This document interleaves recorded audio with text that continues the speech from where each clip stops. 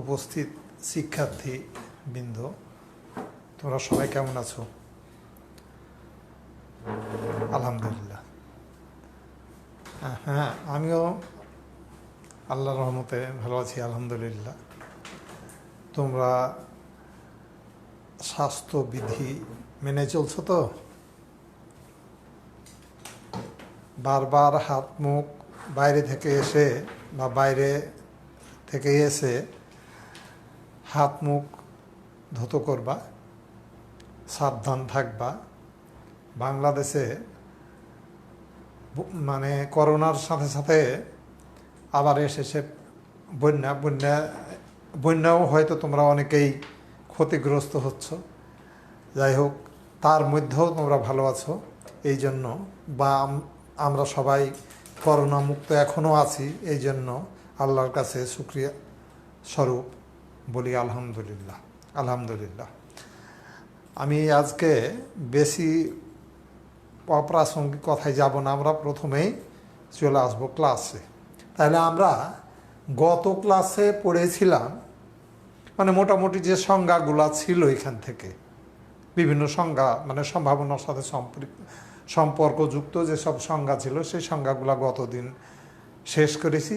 আজকে আমরা মূল টপিকস সম্ভাবনা আরম্ভ করব। তো সম্ভাবনা কোথা থেকে আসলো, এই সম্ভাবনা কথাটা কেন, মানে কিভাবে, কখন, কি প্রয়োজনে এই সম্ভাবনার উদ্ভব হয়েছে, সেটা আমি প্রথম ক্লাসেই তোমাদের সাথে আলোচনা করেছি, আর ওই দিকে যাব না। আজকে আমরা প্রথম যে সম্ভাবনা কি, এটা কি পরিমাপ করে, সম্ভাবনা কি পরিমাপ করে, সম্ভাবনা কি, হ্যাঁ, সেই ব্যাপারে আলোচনা করব। তো সম্ভাবনা এর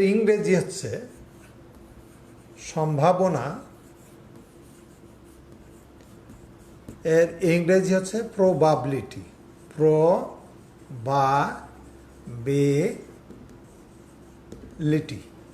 সম্ভাবনার ইংরেজি হচ্ছে প্রবাবিলিটি। মানে আমরা মানে তোমাদের যদি একটা প্রশ্ন করি যে এই যে ধরো যে বাজারে আমরা লাইট কিনি অথবা টিভি কিনি অথবা ফ্রিজ কিনি, কেনার সময় মানে বলে যে গ্যারেন্টি, এই যে গ্যারেন্টি কথা, আর একটা কথা, দুইটা কথা আছে, একটা হলো গ্যারেন্টি আর একটা হলো ওয়ারেন্টি। ওয়ারেন্টি মানে হচ্ছে ফ্রি সার্ভিস, অর্থাৎ 2 বছর বা 1 বছরের জন্য, সাধারণত ইলেকট্রনিক্স জিনিস কিনলে পারে 1 বছর জন্য ওয়ারেন্টি দেয়। ওয়ারেন্টি মানে এটা নষ্ট হবে, নষ্ট হলে ঠিক করে দেবে, এটা হলো ওয়ারেন্টি। আর গ্যারেন্টি মানে গ্যারেন্টি দেওয়ার সাথে সাথে মানে মানে দোকানদারের বা উৎপাদনকারীর দায়িত্ব শেষ, যে ওরা গ্যারেন্টি দিয়ে ছেড়ে দিল যে 5 বছরের জন্য গ্যারেন্টি। তো গ্যারেন্টি তো কখনো 100% হয় না। গ্যারেন্টি মানে 99% বা 98% বা 80% বা 90%। এই 90% গ্যারেন্টি, 90% এই কথাটার মানে কি? এই কথাটা নিয়ে আমাদের অনেকের মধ্যে ভুল ধারণা আছে যে 90% গ্যারেন্টি। অনেকেই মনে করি যে একটা টিভির 90% গ্যারেন্টি হওয়া মানে এই টিভির 90% পার্টস ঠিক আর 10% খারাপ। আসলে ব্যাপারটা তা না। একটা টিভি যদি 10% কেন, একটা পার্টস নষ্ট হলে তো টিভি নষ্ট। তাই 90% মানে এই জিনিস না, কিন্তু যে 90% মানে যে আমরা মনে করব যে মানে একটা টিভির 90% পার্টস ভালো আর 10% খারাপ, এটা কিন্তু না।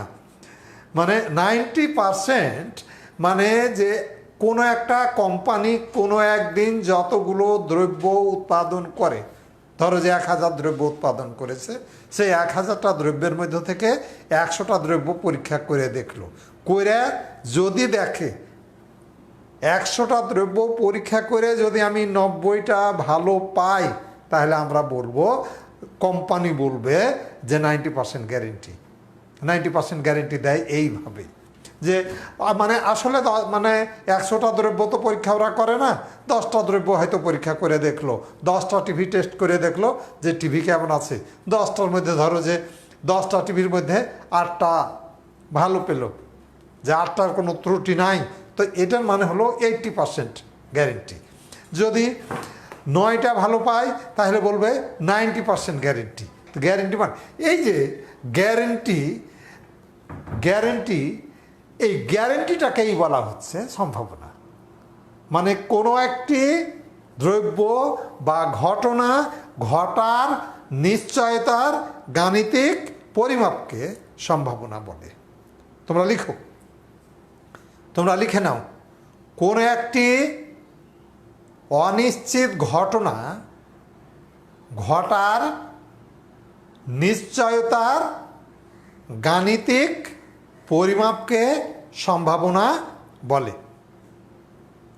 আবার বলছি, কোনো একটি অনিশ্চিত ঘটনা ঘটার নিশ্চয়তার গাণিতিক পরিমাপকে সম্ভাবনা বলে।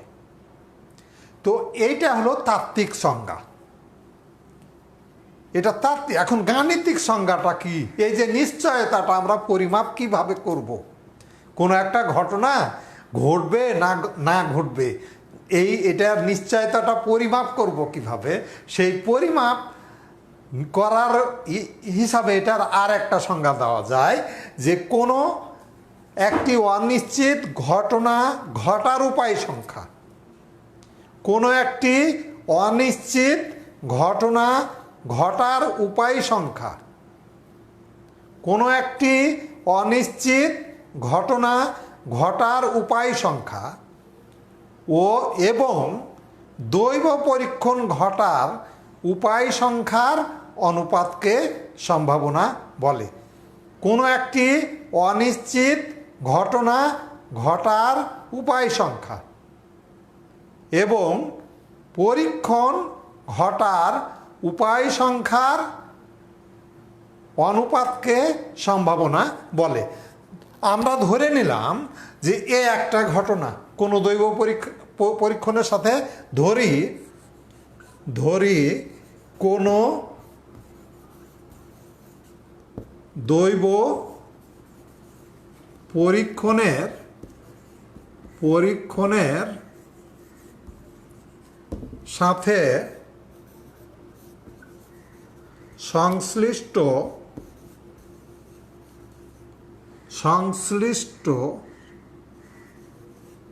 একটি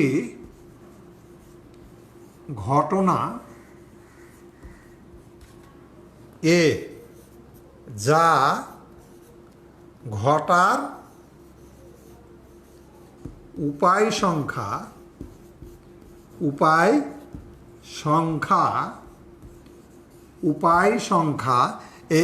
এ ঘটনা ঘটার উপায় সংখ্যাকে আমরা এভাবে লিখতে পারি যে উপায় সংখ্যা n ব্র্যাকেটের মধ্যে এ, মানে এ ঘটনা ঘটার উপায় সংখ্যা, তাই আমরা n উইদিন ব্র্যাকেট এ, মানে এটা হলো এ কতভাবে ঘটবে, আমরা এটাকে এভাবে লিখতে পারি। অথবা এটাকে আমরা শুধুমাত্র এম দিয়েও লিখতে পারি, যে এটাকে শুধু আমি এটাকে এম দিয়ে লিখলেও, অনেকেই সংখ্যা দেওয়ার সময় এম দিয়ে লিখতে পারো এটাকে এন এভাবেও লেখা যায়। এবং দৈব পরীক্ষণ ঘটার উপায় সংখ্যা দৈব পরীক্ষণ ঘটার উপায় সংখ্যা আমরা NS, মানে দৈব পরীক্ষণ ঘটার উপায় সংখ্যাকে আমরা NS দিয়ে লিখতে পারি অথবা শুধুমাত্র N দিয়েও লিখতে পারি।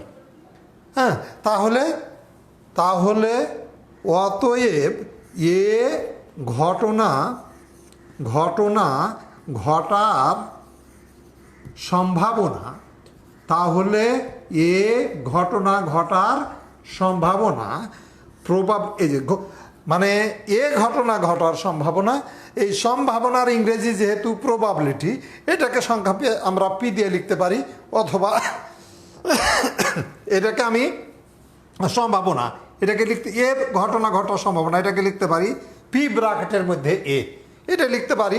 অথবা এটাকে ভাবে লিখতে পারি পি আর ও বি ব্র্যাকেটের মধ্যে এ, অথবা এটাকে লিখতে অনেক এতে লিখে পি আর ব্র্যাকেটের মধ্যে এ। এটাকে বিভিন্ন বইয়ে বিভিন্নভাবে লিখছে। আমরা ইন্টারমিডিয়েট লেভেলে আমরা শুধুমাত্র এত পি আর ও বি বা পি আর এটা না লিখে আমরা ইন্টারমিডিয়েটে বা তোমাদের এতে কোর্সে আমরা পি ব্র্যাকেটের মধ্যে এ দিয়ে লিখব। তাহলে আমাদের সংজ্ঞাটা কি ছিল? যে কোনো ঘটনা ঘটার উপায় সংখ্যা, এখানে এ ঘটনা ঘটার উপায় সংখ্যা কত? N A. এবং পরীক্ষণ ঘটার উপায় সংখ্যা কত? N S. তাহলে এ ঘটনা ঘটার সম্ভাবনা হবে n A divided by n S.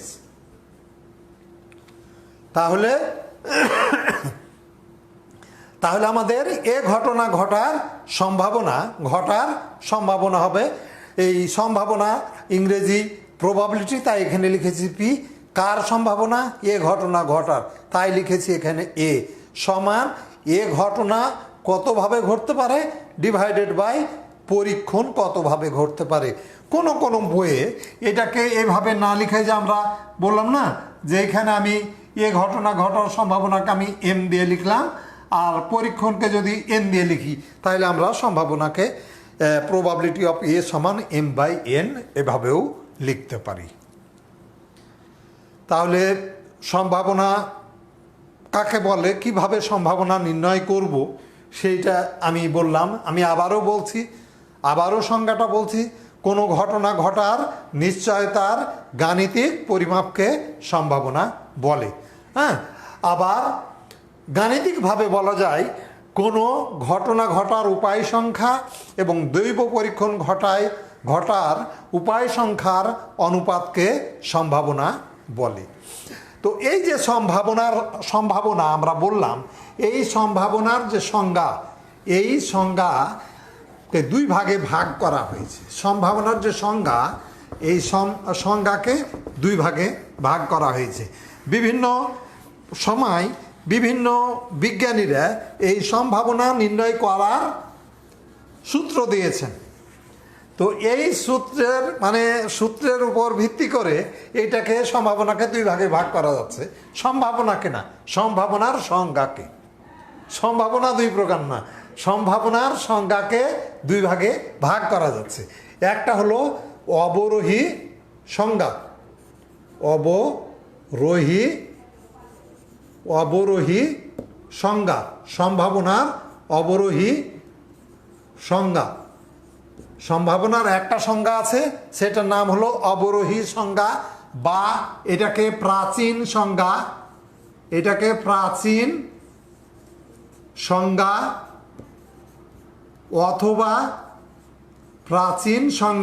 অথবা এই সংজ্ঞাকে গাণিতিক সংজ্ঞাও বলা হয়। এটার নাম গাণিতিক সংজ্ঞাও বলা হয়। গাণিতিক সংজ্ঞা মানে গাণিতিক সংজ্ঞা। তো এটা এটা হলো দুই। আর একটা হলো আরোহী সংজ্ঞা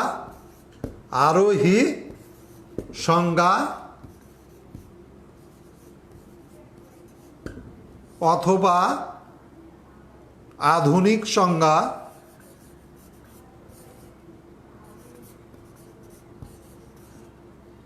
সংজ্ঞা অথবা এটাকে পরিসংখ্যানীয়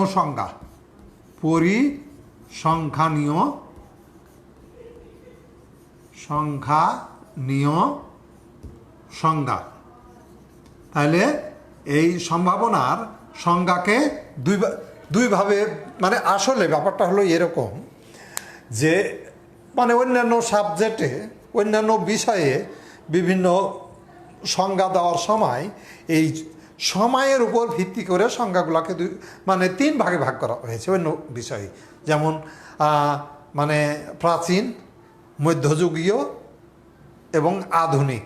আর আমাদের পরিসংখ্যানে সেরকম না, পরিসংখ্যানে এটা দুই রকমের, একটা হলো অবরোহী সংজ্ঞা বা প্রাচীন সংজ্ঞা বা গাণিতিক সংজ্ঞা। হ্যাঁ, সংখ্যা না, এটা সংজ্ঞা।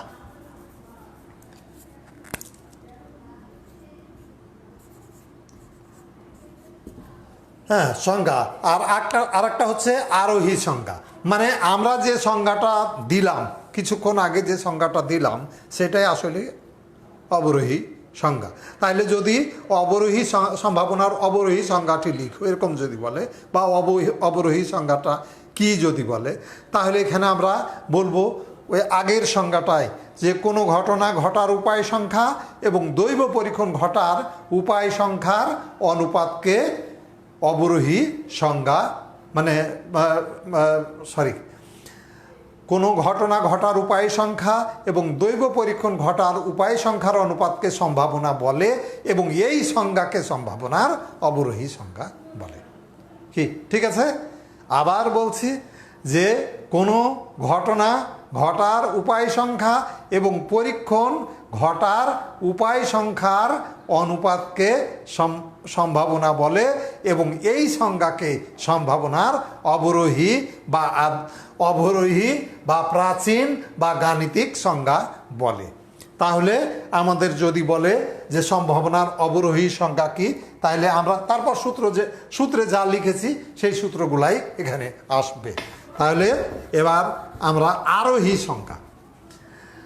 এই আধুনিক পরিসংখ্যানবিদেরা এসে বলছে যে একটা ছক্কা আমি একবার নিক্ষেপ করলাম, একবার নিক্ষেপ করে যেহেতু একটা মুদ্রায় একটা হেড আছে, তাইলে হেড আসার সম্ভাবনা হলো, একটা হেড আছে যেহেতু মুদ্রায়, তাই মুদ্রায় হেড আসার সম্ভাবনা একটা হেড, তাই 1, আর মোট ফলাফল 2, তাই নিচে 2 লিখলাম।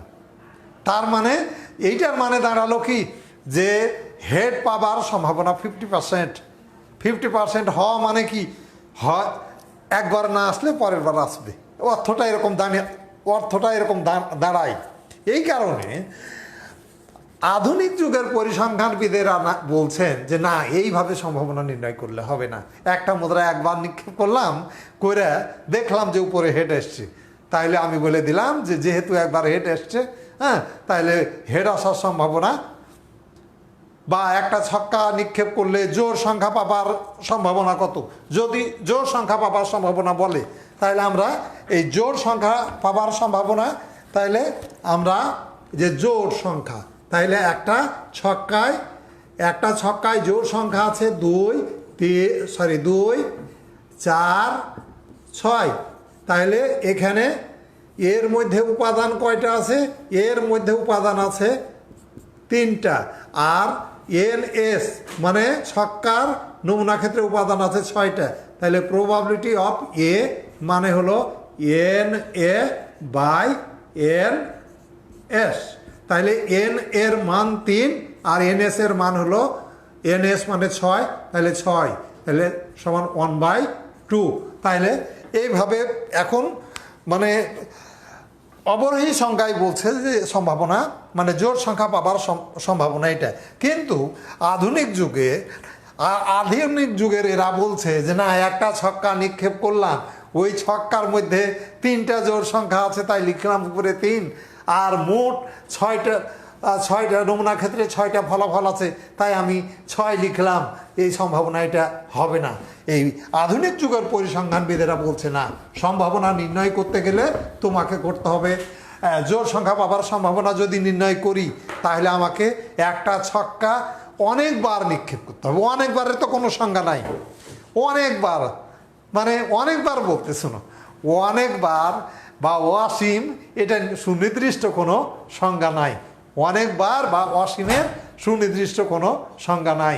অনেকবার মানে এটা হতে পারে, অনেকবার মানে শোনো, এইটা সময়ের পরিপ্রেক্ষিতে কোনো একটা বিষয়ের সাপেক্ষে একটা গ্লাসে তোমার ধরো যে 100 গ্রাম বা একটা কাপে 100 গ্রাম দুধ রাখা যায়। তুমি 100 গ্রামের উপরে যদি একটা ফোঁটা ওর মধ্যে দুধ দাও, তাহলে কি কাপে জায়গা হবে? তাহলে এইখানে এই 100 গ্রামই ওই কাপের জন্য আর কি, ওই 100 গ্রামই ওই কাপের জন্য হলো, 100 গ্রামের উপরে গেলেই সেটা হলো অসীম। হ্যাঁ, তো সেরকম যে অসীম কথাটা হচ্ছে আপেক্ষিক। তো এইখানে পরিসংখ্যানে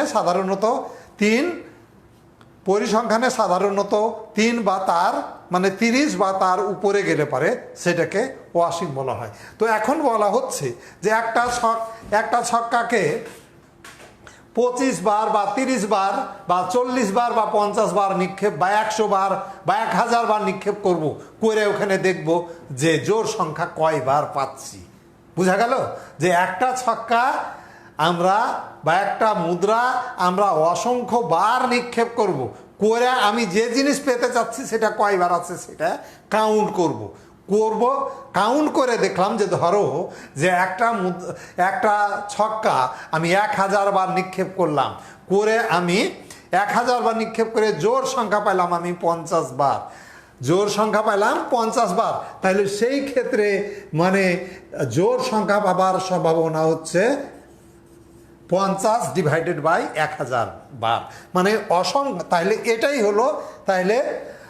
এটাই হলো আমাদের আরোহী সংজ্ঞা। তাহলে আমি এটাকে ভালোভাবে এখন বলি যে আরোহী সংজ্ঞাটা কি সেটা ভালোভাবে বলি, যে কোনো একটি দৈব পরীক্ষণ অসীম সংখ্যক বার সম্পাদনে, কোনো একটি দৈব পরীক্ষণ অসীম সংখ্যক বার সম্পাদনে কোনো একটি ঘটনা ঘটার উপায় সংখ্যা এবং দৈব পরীক্ষণ ঘটার উপায় সংখ্যার অনুপাতের সীমাস্থ মানকে সম্ভাবনা বলে, এবং এই সম্ভাবনার এই সংজ্ঞাকে আরোহী সংজ্ঞা বলে। আবার বলছি, কোনো একটি ঘটনা কোনো একটি দৈব পরীক্ষণ অসীম সংখ্যক বার সম্পাদনে কোনো একটি ঘটনা ঘটার উপায় সংখ্যা, কোনো একটি ঘটনা অসীম সংখ্যক বার সম্পাদনে কোনো একটি ঘটনা ঘটার উপায় সংখ্যা এবং দৈব পরীক্ষণ ঘটার উপায় সংখ্যার সীমাস্থ মানকে সম্ভাবনা বলে, এবং সম্ভাবনার এই সংজ্ঞাকে সম্ভাবনার আরোহী সংজ্ঞা বলে। যেমন ধরো যে আমি ধরি কোনো একটি দৈব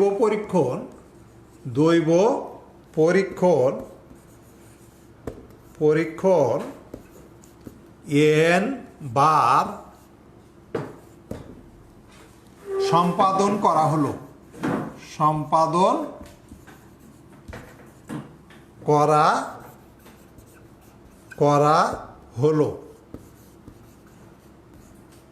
এবং একটি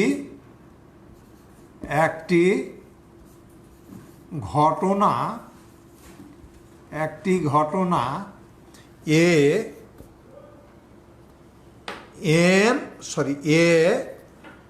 m উপায়ে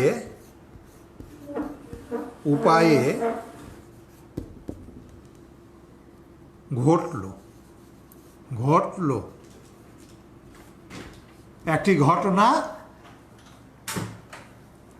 তাহলে আমাদের সংজ্ঞায় বলা হয়েছিল কি যে অসীম সংখ্যক বার। তো অসীম, এই যে এন লিখলাম, যে অসীম এটা তো বলার মানে গাণিতিক একটা উপায় আছে, আমরা একটু পরে আর কি বলবো। তাহলে এন এই যে অসীম বুঝাতে গেলে এন, এই যে এটাকে বলা হয় টেন্স টু, এই চিহ্নটার নাম হলো tends to infinite. N tends to infinite হলে probability of a সমান m বাই n। এই যে যখন এই কথাটা এখানে লিখব limit n tends to infinite. এইটার মানে আর কিছুই না, lim n tends to infinite, মানে এই সূত্রটা ব্যবহার করব যখন যখন এন এর মান অসীম, অর্থাৎ এই পরীক্ষাটা যদি 30-এর উপর 30 বার, এই পরীক্ষণটা একটা মুদ্রা যদি 30 বার নিক্ষেপ করি বা এটা 30 বার, এই এন টেন্ডস টু ইনফাইনাইট মানে এখন যেহেতু আমি বলছি যে এন এর মান 30-এর বেশি হলেই আমরা বলবো এন এর মান অসীম, অর্থাৎ এই জায়গায় তখন এন এর মান হয়ে যাবে 32 বা 35 বা 40 বা 50 যদি হয়, তখন এই সূত্রটা দাঁড়াবে। তাহলে এই সংজ্ঞাকেই বলা হবে সম্ভাবনার, এটাকে বলা হবে সম্ভাবনার আরোহী সংজ্ঞা। কিন্তু এই আরোহী সংজ্ঞা নিয়ে মানে তোমার এই জিনিসটা দেখে হয়তো তোমরা যেহেতু কমার্সের ছেলে পেলে তোমাদের এই জিনিসটা অপরিচিত লাগবে, অত বেশি কিছু জানার দরকার নাই, সংজ্ঞাটা জানলেই হবে, কারণ এটার প্রয়োগে তোমাদের কোনো অঙ্ক নাই।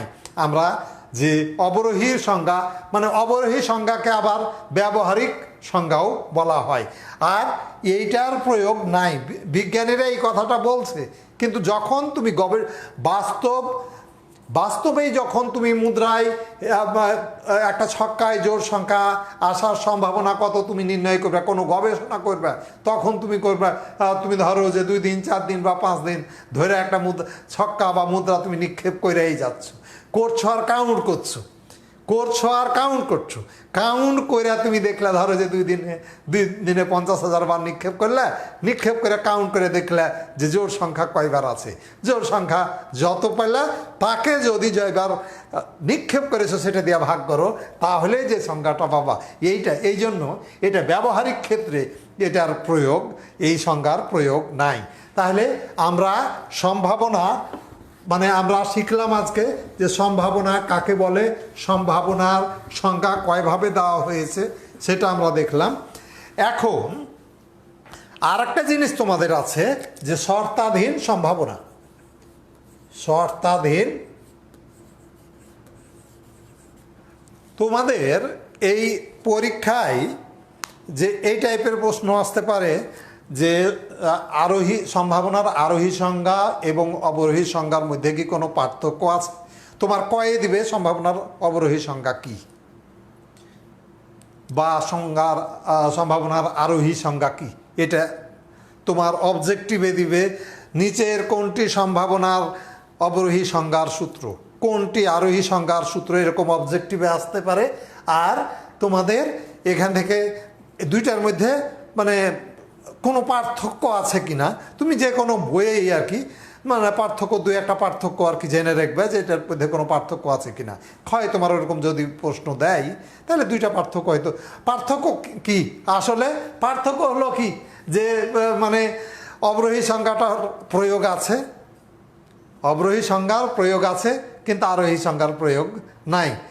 এটা মানে গাণিতিকভাবে মানে অবরোহী সংজ্ঞাটা গাণিতিকভাবে সত্য, আর আরোহী সংজ্ঞাটা হলো তাত্ত্বিকভাবে সত্য। কি ঠিক আছে? তাহলে সম্ভাবনার নিয়ে আমি আর কোনো কথা না বলে এখন আসি শর্তাধীন সম্ভাবনা।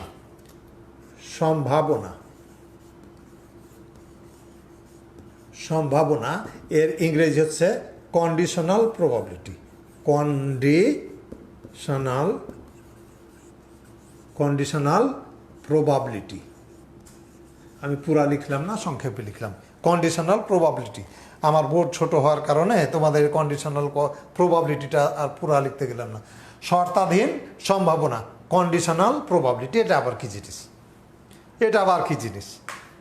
মানে কথাটা শুনেই তোমরা বুঝতে পারছো শর্তাধীন, এটার সন্ধি বিচ্ছেদ বা মানে তুমি যদি সমাস করো তাহলে কি হয়? শর্তাধীন, শর্তের অধীন যা ঘটে, তাই না?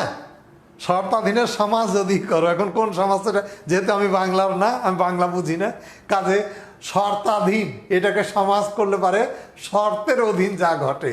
আর যদি সন্ধি বিচ্ছেদ করো শর্ত যোগ অধীন, মানে কোনো একটা শর্তের অধীনে কোনো একটি ঘটনা ঘটবে কিনা, একটা শর্ত তোমাকে দিয়ে দেওয়া হলো যে শর্তটা এরকম যে বৃষ্টি হচ্ছে, তুমি বাজার যাবা কিনা তার সম্ভাবনা, মানে একটা ঘটনা ঘটে গেছে, একটা ঘটনা ঘটে গেছে, এই শর্তে অপর একটি ঘটনা ঘটার সম্ভাবনাকে বলা হবে শর্তাধীন সম্ভাবনা বা কন্ডিশনাল প্রবাবিলিটি। তাহলে লিখো যে কোনো একটি ঘটনা ঘটে গেছে, কোনো একটি ঘটনা ঘটে গেছে, কোনো একটি ঘটনা ঘটে গেছে, এই শর্তে অপর একটি ঘটনা ঘটার সম্ভাবনাকে পূর্বের ঘটনার সাপেক্ষে এই ঘটনার শর্তাধীন সম্ভাবনা বলে। একটা ঘটনা আগে ঘটে গেছে, বৃষ্টি হচ্ছে, তুমি যাইবে কি না, তাইলে একটি ঘটনা ঘটে গেছে এই শর্তে, একটি ঘটনা ঘটে গেছে এই শর্তে অপর একটি ঘটনা ঘটার সম্ভাবনাকে শর্তাধীন সম্ভাবনা বলে। এবং এটাকে লেখা, ধরো এ একটা ঘটনা আর বি একটা ঘটনা, বুঝতেই পারছো যেহেতু একটার অধীনে আর একটা ঘটছে, হ্যাঁ অধীনে, তাহলে অবশ্যই এই দুইটা ঘটনার মধ্যে একটা অধীন ঘটনা থাকবে আর একটা স্বাধীন ঘটনা থাকবে। ধরো এ আর বি এই দুইটা ঘটনা, তাহলে আমি যদি বলি যে বি ঘটে গেছে, তার শর্তে এ ঘটা, বি ঘটে গেছে, তখন এটাকে বলা হবে যে প্রবাবলি কোনটা ঘটে গেছে, যেটা ঘটে গেছে। এই যে এরকম একটা দাগ, এই দাগটা কিন্তু সোজা হবে, বইয়ে দেখবা যেরকম বাঁকা করে লিখছে, এই বাঁকা করে লিখে যাবে না, এটা অন্য অর্থ প্রকাশ পায়। তাইলে ঘটে গেছে যেটা, আগে যেটা ঘটে গেছে সেটা হচ্ছে এখানে, আর যার সম্ভাবনা আমরা নির্ণয় করব এটা লিখবো এখানে। এবং এটাকে পড়া হবে probability of A given B, মানে প্রবাবিলিটি অফ এ এর সম্ভাবনা, probability of A given that B has already been occurred. এই কথাটার মানে হলো probability of A given that B has already been occurred.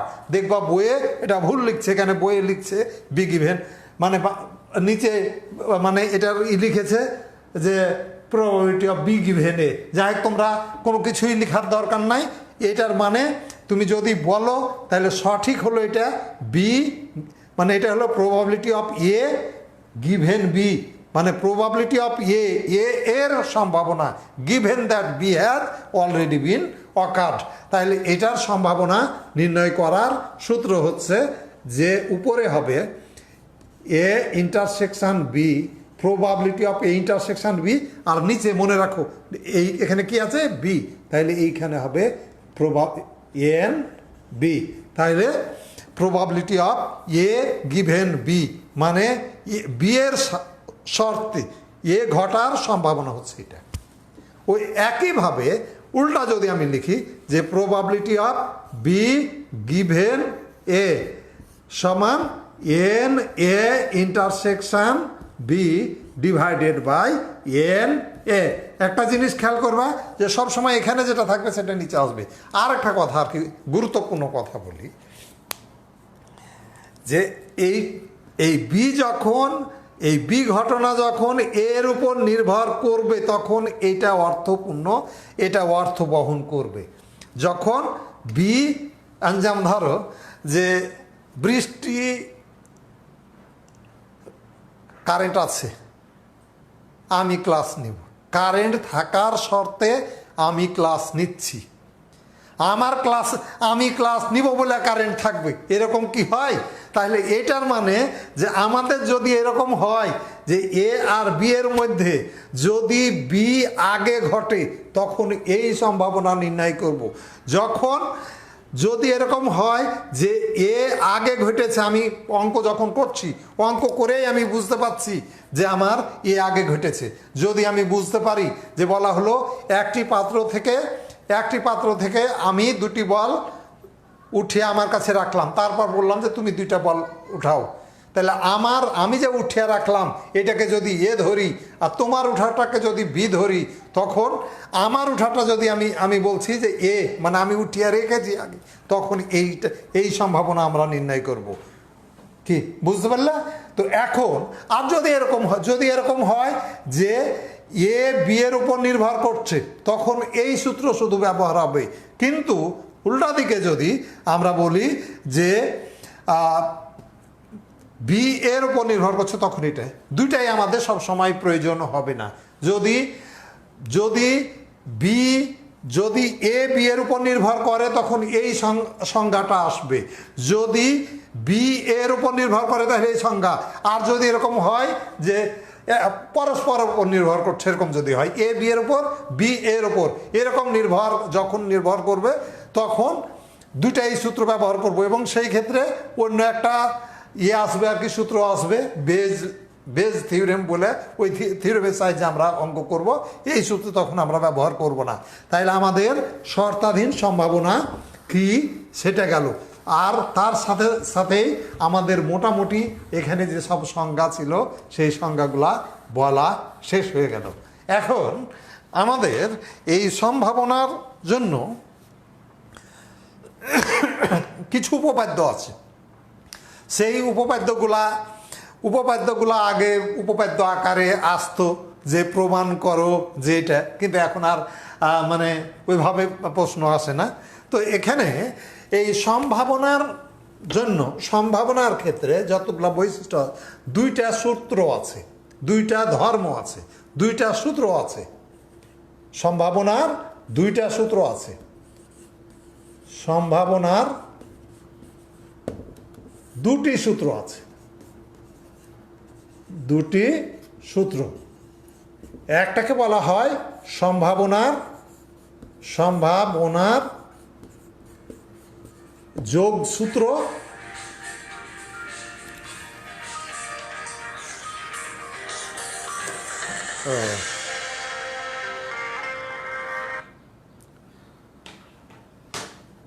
সম্ভাবনার যোগসূত্র আর সম্ভাবনার গুণন সূত্র। সম্ভাবনার যোগসূত্র আবার দুই রকম। সম্ভাবনার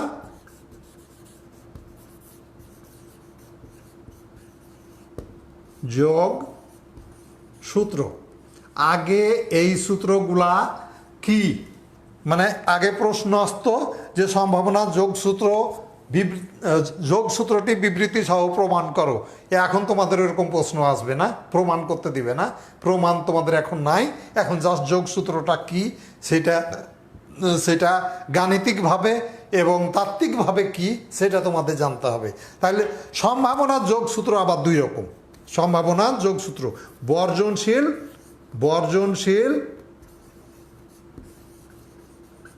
ঘটনার যোগসূত্র,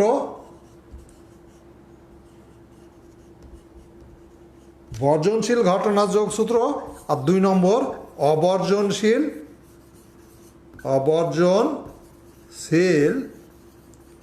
ঘটনার যোগসূত্র। তোমাদের এবার বর্জনশীল ঘটনার যোগসূত্র এটা আমি বলি। দুই বা ততোধিক বর্জনশীল ঘটনার যে কোনো একটি ঘটার সম্ভাবনা, দুই বা ততোধিক বর্জনশীল ঘটনার যে কোনো একটি ঘটার সম্ভাবনা এদের পৃথক পৃথক সম্ভাবনার যোগফলের সমান। লিখো, দুটি বর্জনশীল ঘটনার যে কোনো একটি ঘটার সম্ভাবনা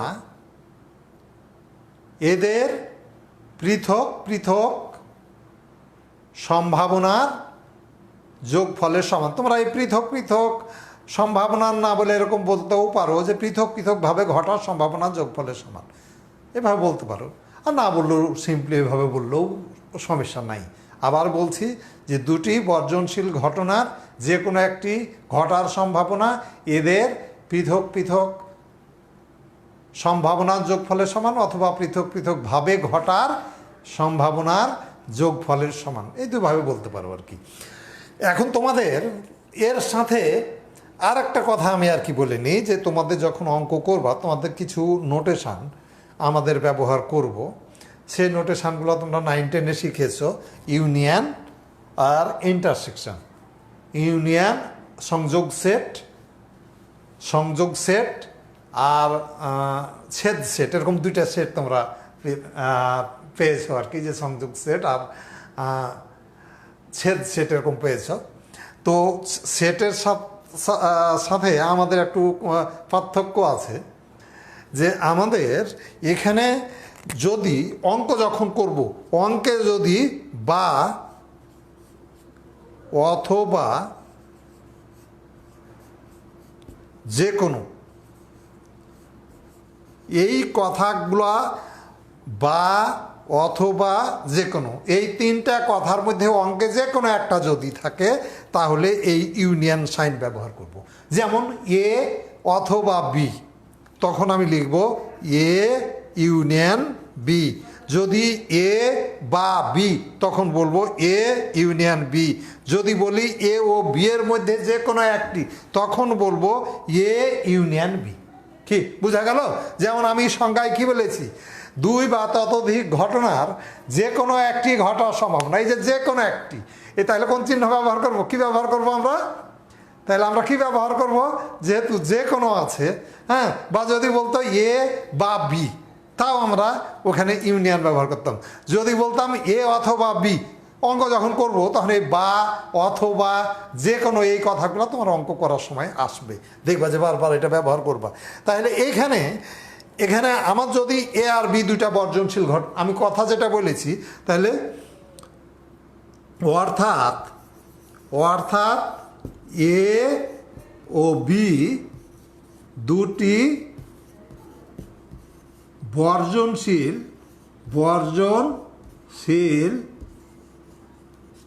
ঘটনা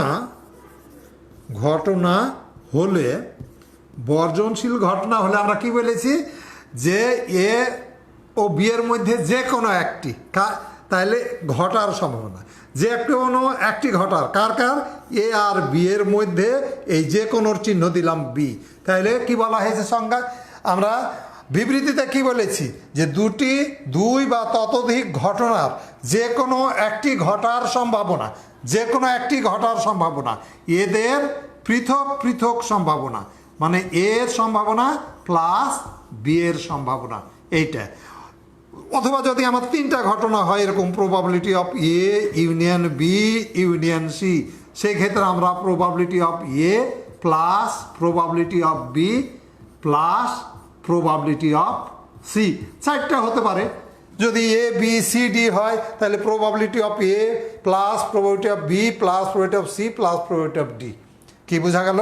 তাহলে বর্জনশীল হলে, মানে আবার বলছি যে এই ইউনিয়নটা আসছে কেন, যে কোনো বলে। বর্জনশীল অবর্জনশীলের জন্য কিন্তু না, বর্জনশীল বলে এখানে যোগ আসছে, বর্জনশীল বলে এখানে যোগ আসছে। তাহলে আমাদের গেল যে দুটি বর্জনশীল ঘটনার যোগসূত্রটা আমরা বললাম। আবারও বলছি, আবার শুনে নাও, যে দুই বা ততোধিক বর্জনশীল ঘটনার যে কোনো একটি ঘটার সম্ভাবনা, যে কোনো একটি ঘটার সম্ভাবনা এদের পৃথক পৃথক সম্ভাবনার যোগফলের সমান, এদের পৃথক পৃথক সম্ভাবনার যোগফলের সমান। হ্যাঁ, তাহলে গেল আমরা বর্জনশীল ঘটনার যোগসূত্র বললাম। এবার আমরা অবর্জনশীল ঘটনার যোগসূত্র আমরা বলবো।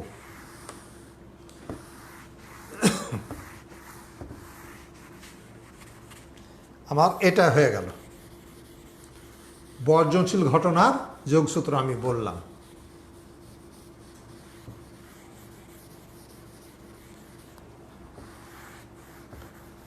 তাহলে অবর্জনশীল ঘটনার যোগসূত্র এবার লিখো, যে অবর্জনশীল ঘটনার যোগসূত্র, দুটি অবর্জনশীল ঘটনার যে কোনো একটি ঘটার সম্ভাবনা, দুটি অবর্জনশীল ঘটনার যে কোনো একটি ঘটার সম্ভাবনা এদের পৃথক পৃথক সম্ভাবনার যোগফল, এদের পৃথক পৃথক সম্ভাবনার যোগফল এবং একত্রে ঘটার সম্ভাবনার বিয়োগফলের সমান। দুটি অবর্জনশীল ঘটনার যে কোনো একটি ঘটার সম্ভাবনা এদের পৃথক পৃথক সম্ভাবনার যোগফল এবং একত্রে ঘটার সম্ভাবনার বিয়োগফলের সমান। কি ঠিক মতো লিখতে পারছো নাকি? ওই লিখতে সমস্যা হলে পরের এতে একটু কমেন্ট দিয়ে জানাবা বা মোবাইল করে জানাবা যে একটু স্লো বলতে, যে এতে হয়তো লিখতে তোমার যদি সমস্যা হয়। তোমরা লিখতে যদি সমস্যা হয় তা আবারও বলছি, আমার বোর্ড ছোট না হলে হয়তো এগুলো আমি লিখে দিতাম। হ্যাঁ, তো তোমরা লিখে নাও। আবার বলছি, দুটি অবর্জনশীল ঘটনার যে কোনো একটি ঘটার সম্ভাবনা এদের পৃথক পৃথক সম্ভাবনার যোগফল এবং একত্রে ঘটার সম্ভাবনার বিয়োগফলের সমান। অর্থাৎ এ ও বি দুটি অবর্জনশীল ঘটনা হলে, অর্থাৎ এ ও বি দুটি অবর্জনশীল ঘটনা হলে, অর্থাৎ এ ও বি দুটি অবর্জনশীল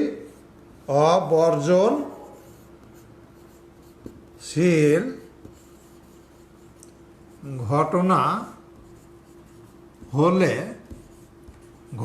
হলে তাহলে বলা হয়েছে যে কোনো একটি ঘটার সম্ভাবনা। কি বলা হয়েছে? যে কোনো একটি ঘটার। তাহলে এ আর বি এর মধ্যে যে কোনো একটি ঘটার মানে probability of A union B, এই যে কোনো একটির জন্য এটা। তাহলে বলা হয়েছে কি, এদের যে কোনো একটির ঘটার সম্ভাবনা এদের পৃথক পৃথক সম্ভাবনা যোগফল, probability of A plus probability of B. কি বলা হয়েছে? এদের পৃথক পৃথক সম্ভাবনা যোগফল। তার সাথে কিন্তু আর একটা কথা বলা হয়েছে, এবং একত্রে। এখন আর একটা কথা বলি, এবং ও একত্রে। এই কয়টা কথা যদি থাকে তাহলে আমরা ব্যবহার করব ইন্টারসেকশন। যদি এবং ও একত্রে এই কথাগুলো যদি থাকে তাহলে আমরা ব্যবহার করব ইন্টারসেকশন। তাহলে কি বলা হয়েছে?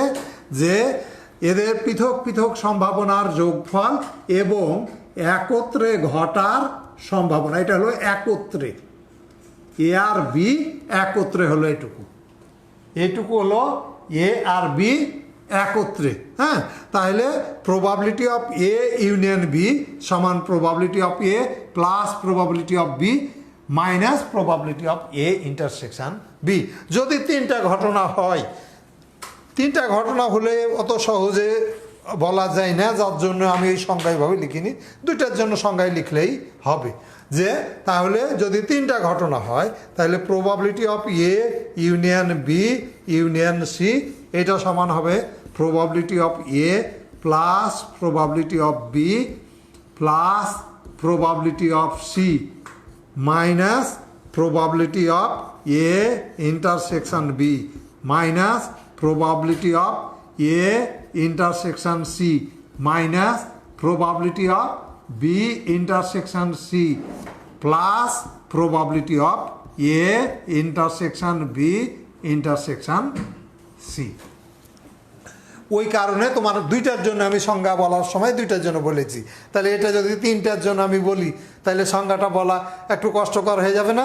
যে এই ক্ষেত্রে তখন হবে যে এদের পৃথক পৃথক সম্ভাবনার যোগফল, দুটি একত্রে ঘটার সম্ভাবনার বিয়োগফল এবং তিনটি একত্রে ঘটার সম্ভাবনার যোগফল। তাহলে কথাটা উল্টাপাল্টা হয়ে যাবে, কাজে দরকার নাই।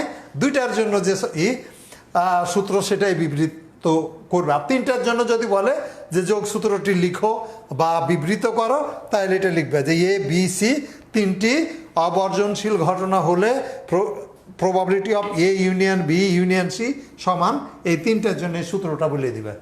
চারটা যদি একইভাবে চারটার জন্য যদি বলে, চারটার জন্য আসবে কি এ বি সি ডি, এখানে আসবে এ ইন্টারসেকশন, তখন আসবে A intersection B, A intersection C, A intersection D, তারপর B intersection C, B intersection D, তারপর সি ইন্টারসেকশন ডি, তারপরে আসবে plus A intersection B intersection C মানে তিনটা আসবে, তিনটা করে আসবে আবার তিনটে, তারপরে আবার চারটা আসবে, মানে অনেক বড় হয়ে যাবে। ওই জন্য চারটার জন্য দিবে না। আমি কি বললাম বুঝতে পেরেছে? চারটার জন্য লিখতে গেলে আমি একটু লিখি তাহলে মানে তোমাদের ভয়ঙ্কর বিষয়টা তোমরা বুঝবা।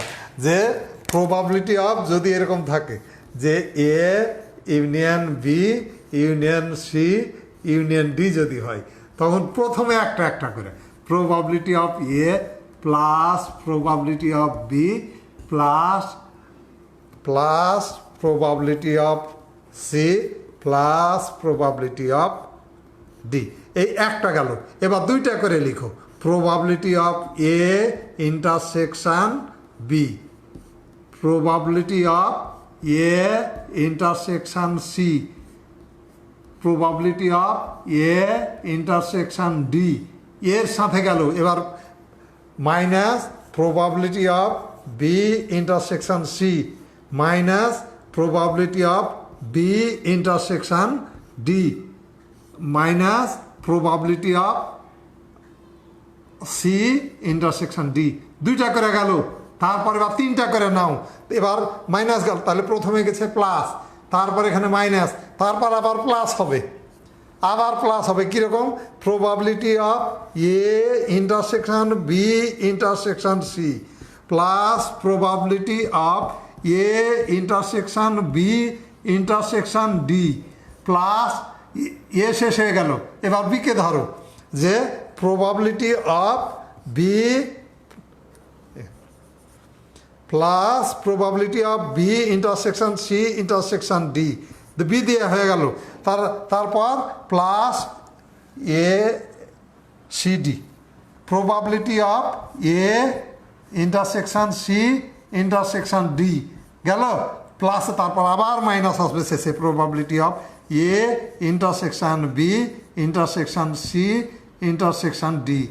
এখন এর মধ্যে আরও কিছু ছুটলো কিনা দেখো, এই জন্য আমি চারটার জন্য বলছিলাম না যে চারটার জন্য এটা অনেক লেন্দি হয়। তাহলে যাই হোক, তোমাদের যোগসূত্র, সম্ভাবনার যোগসূত্র কি সেটা বোঝা গেল। যখন আমরা অঙ্ক করব তখন এই জিনিসগুলো ডিটেলস, এই সূত্রগুলো আমাদের অঙ্ক করার জন্য লাগবে।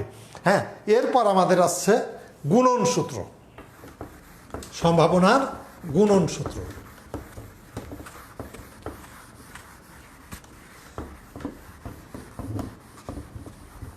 আর তোমাদের আর একটা কথা আমি বলে দিই, যে তোমরা কে কে ক্লাস করছো আমি তো বুঝতে পারছি না, তো তোমরা একটু কমেন্ট করবা অথবা মেসেজ দিবা অথবা মোবাইলে। আমি আর দুই একজন ক্লাস করছো এরকম আমার জানার দরকার, যে কে কে করছো। আফরিন সম্ভবত করছো, হ্যাঁ, আর কে করছো সেটা জানতে পারলে তোমরা অন্যান্য যারা আছে তারাকে বলো ক্লাসটা কি অত্যন্ত গুরুত্বপূর্ণ। কারণ দেশের যে অবস্থা, কখন স্বাভাবিক হবে আর কখন তোমাদের ক্লাস হবে, কখন পরীক্ষা হবে, হঠাৎ দেখা যাবে সরকারের ঘোষণা এরকম যে দেশ স্বাভাবিক হলে 15 দিনের সময় দিয়ে, 1 সপ্তাহের সময় দিবে, দিয়ে পরীক্ষা শুরু হয়ে যাবে। কাজে তোমাদের প্রস্তুত থাকতে হবে, যে কোনো মুহূর্তে হয়তো তোমাদের কাছে ঘোষণা আসতে পারে যে পরীক্ষা এত তারিখ থেকে পরীক্ষা। কাজে তোমরা অবহেলা না করে, যেহেতু সরকার উদ্যোগ নিয়েছে সেই উদ্যোগের অংশ হিসাবে আমি ক্লাস নিচ্ছি, তোমরা এই ক্লাসটাকে অত্যন্ত গুরুত্বের সাথে আর কি করো। এখনও হয়তো সবাই জানতে পারোনি, যারা এখনও খবর পায়নি, তোমরা যারা ক্লাস করছো তারা অন্যান্য বন্ধু বান্ধবীকে বলে ক্লাসগুলো নিয়মিত করার চেষ্টা করো, সংখ্যা বাড়াও। আর আমি বুঝতে পারছি না কে কে ক্লাস করছো, এই জন্য তোমরা একটু কমেন্ট দিবা তোমাদের নাম, মানে রোল বা এইভাবে, আর কমেন্টের পাশে তোমার রোল কত বা কোন শাখা, বিজ্ঞানের কে আছো, কমার্সের কে কে ক্লাস করছো, এটা তোমরা যদি বলো তাহলে আমি বুঝতে পারবো যে মোটামুটি কতজন ক্লাস করছে। তো যাই হোক, এখন আমরা এরপরে যেটা বলবো,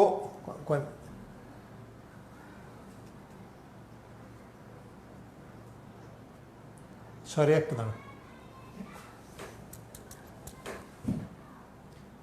তো তোমাদের এরপরে তোমাদের গুণন সূত্র 55, তাহলে আর 5 মিনিট করে, হ্যাঁ, তাহলে এবার গুণন সূত্রটা বলে নিয়ে আজকে যাই তোমরা অধৈর্য হয়েও না, হ্যাঁ, যে তোমাদের ওই গুণন সূত্রটা আমি অল্প এতে বলে আমি শেষ করে দিই, যে গুণন সূত্র, গুণন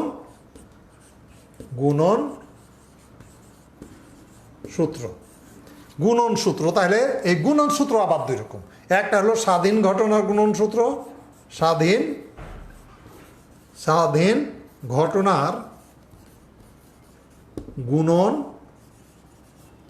গুণন সূত্র, আর 2 নম্বর অধীন ঘটনার গুণন সূত্র। অধীন ঘটনার গুণন সূত্র। তাহলে স্বাধীন ঘটনার গুণন সূত্রটা লিখো।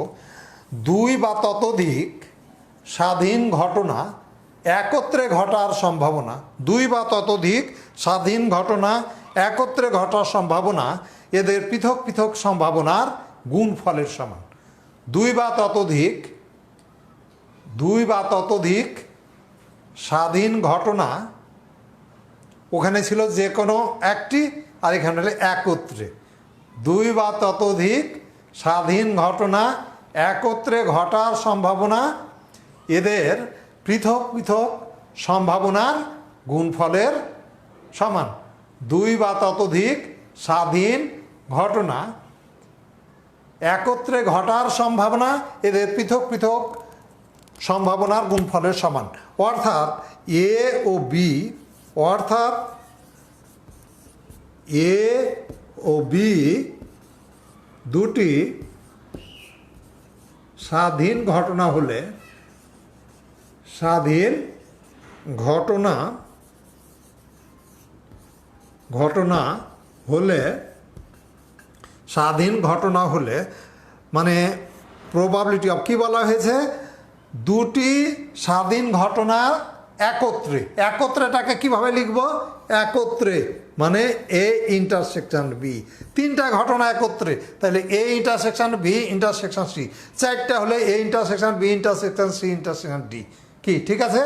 একত্রে বললে এবং বললে ও বললে আমরা সেই জায়গায় ইন্টারসেকশন, যে কোনো বললে অথবা বললে, যে কোনো বললে অথবা বললে বা বললে আমরা ব্যবহার করব ইউনিয়ন। তাহলে এটা কি বলা হয়েছে, এটা হবে এদের পৃথক পৃথক সম্ভাবনার গুণফলের সমান।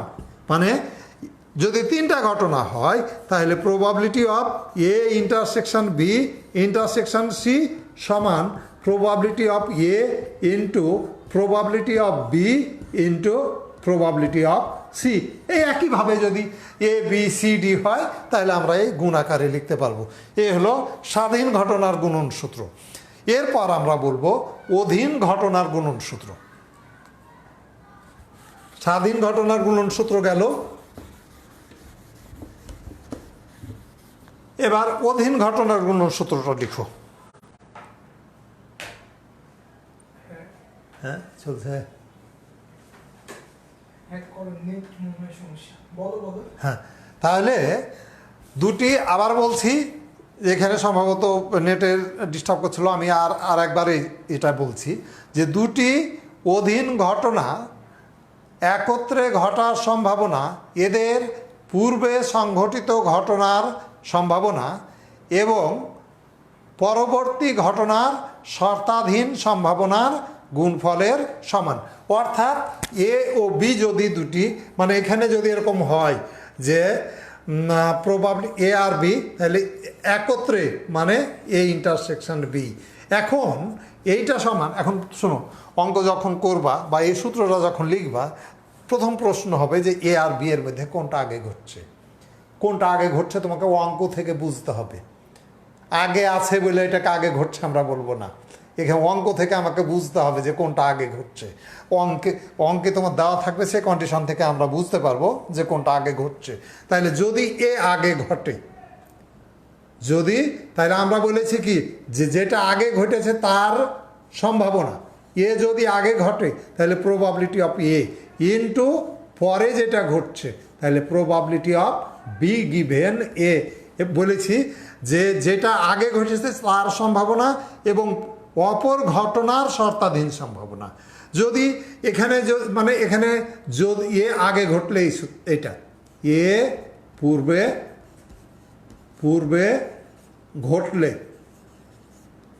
ঘটলে এই সূত্র ব্যবহার করব। আর যদি আমাদের বি আগে ঘটে তাহলে probability of B into probability of A given B.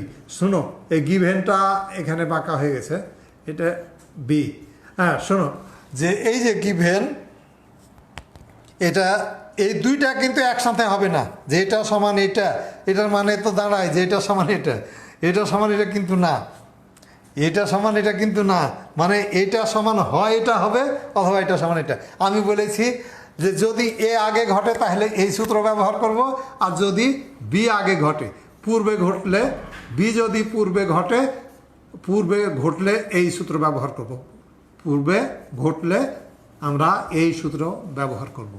তো তোমাদের মোটামুটি যে সূত্র ছিল এখানে, সূত্রগুলো আমি বললাম। এখন পরবর্তী ক্লাসে আমরা আরও কিছু প্রপার্টি আছে, সেই প্রপার্টিগুলা কি সেগুলা বলবো, এবং সেখান থেকে তোমার ক্ষয়ে প্রশ্ন কিভাবে আছে সেটা আলোচনা করব। তারপর এখানে অঙ্ক আছে, অঙ্ক করতে বেশ কয়েকদিন সময় লেগে যাবে। অঙ্ক কয়েক রকম অঙ্ক আছে, যেমন মুদ্রা নমুনা ক্ষেত্রের অঙ্ক আছে, বলের অঙ্ক আছে, তাসের অঙ্ক আছে। হ্যাঁ, তোমরা তাস হয়তো সবাই চিনো, তবুও তোমরা একটু মানে আমি তবুও দেখাবো আর কি, তাসের অঙ্ক যেদিন করবো সেদিন দেখাবো। তো তো মোটামুটি আজকে আর তোমাদের বেশি কিছু না করি, আমি যেগুলো বললাম তোমাদের, এই সূত্রগুলো বললাম, এই সূত্রগুলো বারবার লিখে লিখে অভ্যাস করবে। আমি যখন অঙ্ক করব তখন দেখবে যে এই সূত্রগুলা হয়ে যাবে। শেষে আমি আবারও তোমাদের বলি যে তোমরা নিজের নিরাপত্তা নিজের কাছে, সাবধান থাকবা, বাড়ি থেকে প্রয়োজন ছাড়া বের হবা না, বাড়িতেই থাকবা। হ্যাঁ, সরকার যেসব স্বাস্থ্যবিধির কথা বারবার টিভিতে টিভিতে বারবার প্রচার করছে, সেই স্বাস্থ্যবিধিগুলো মেনে চলবা। পারতপক্ষে বারবার গরম পানি খাবা, বাইরে থেকে আসার পর গোসল করবা। আর ফাস্টফুড, আপাতত ফাস্টফুড খাওয়া বন্ধ করবা। এখন সবজি বা এই লেবু, এই টক জাতীয় খাবার বেশি খাবা।